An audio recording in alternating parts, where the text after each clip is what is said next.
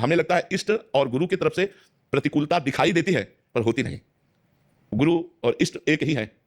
तो इष्ट के लिए कहा गया मंगल भवन अमंगल।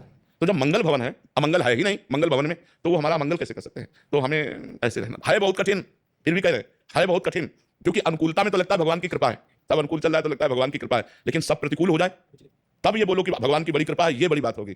जब सब छिन जाए और फिर भी बोलो कि भगवान की बड़ी कृपा है, तो तुम भगवत पार्षद हो। और वो देखते हैं, देके भी देखते हो, लेके भी देखते हैं देने में तो कृपा लगती है, चकाचक सब माल आ रहा है, खूब जय हो तो बोले जय हो भगवान आपकी, और जब झाड़ू लगा दिया सब हटा दिया।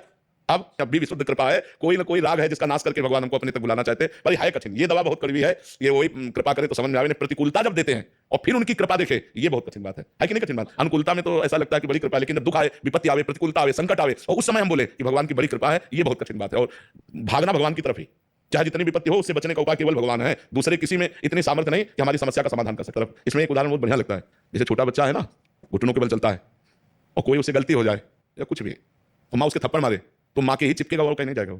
नहीं, माँ उसको मारे तो माँ के ऊपर गोद में चढ़ना चाहेगा कि आपके सिवा हमारा कोई है नहीं, तो मारो चाहे पीटो। ऐसा ही भगत होना चाहिए।